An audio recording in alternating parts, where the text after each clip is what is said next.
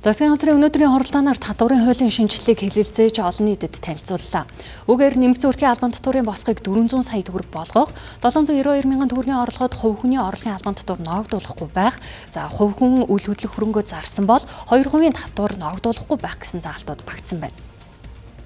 Түүнчлэн 6 тэрбум төгрөг хүртэл 10%, 6-аас 10 тэрбум төгрөг бол 15%, 10 тэрбумаас дээш бол 25%-ийн аж ахуйн нэгжийн орлогын албан татвар тооцдог болгохоор төлөвлөжээ.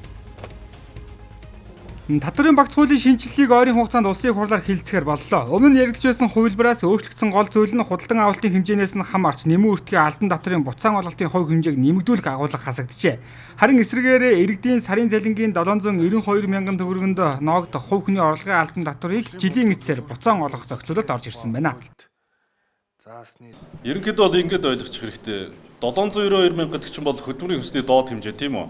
Энэ хэмжээгээр нь орлогын албан татварыг бас чөлөөлж өгч байгаа. 10%, 1% биш. 10%. Тэгэхээр өнөөдөр жилийнх нь одоо нийт хуримтлал маань 950 мянга орчим төгрөг болно.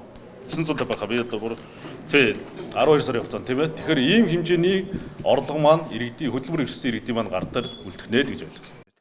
Харин бизнес эрхлэгчид болон аж ахуйн нэгжүүдийн хувьд нэмэн өртгийн албан татварын босхийг 400 сая болгож, хялбаршуулсан тайлангаар орлогын 1% татвар төлөх босхийг 300 сая байсныг 1 тэрбум болгож, жижигдэн үйлдвэрлэл эрхлэгчдийн 1% татварын босхийг 1.5 тэрбум байсныг 2.5 тэрбум болгон нэмэгдүүлсэн байна.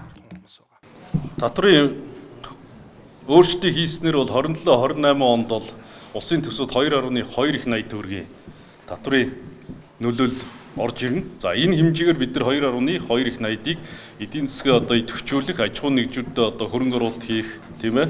Энэ боломжийг иргэдэд одоо орлогыг нэмэгдүүлэх, тэр бодит боломжийг бүрдүүлэхийн тулд төсвийн одоо орлого талаас бол одоо ачааллаас бол төсөв дээр ачаал аваад мөн энийг хувийн хвшилтэд үлдээж байна гэж ойлгох хэрэгтэй. За энэ чиглэлээр бол бид нар мэдээж одоо орлого төвлөрүүлэх чиглэл дээр энэ тооцоолоо хийж үзсэн 27-8 онд энэ нэмэгдэж татварын ачааллаа шийдвэрлээд явах боломж байгаа. Зөвхөн 6 тэрбумаас дээш орлоготой томоохон бизнес эрхлэгчид тогтоосон 25% татварын дунд нэг шатлалыг нэмж оруулжээ. За ингэснээр жилийн орлого нь 6 тэрбум хүртэлх аж ахуйн нэгжүүд 10%, 6-аас 10 тэрбум бол 15%, 10 тэрбумаас дээш орлоготой бол 25% татвар төлөх зохицуулалт тусчээ. За эдгээр татварын шинжилэл нь энэ хаврын чуулганаар батлагдвал 2027 оны 1-р сарын 1-ний өдрөөс хэрэгжих юм а.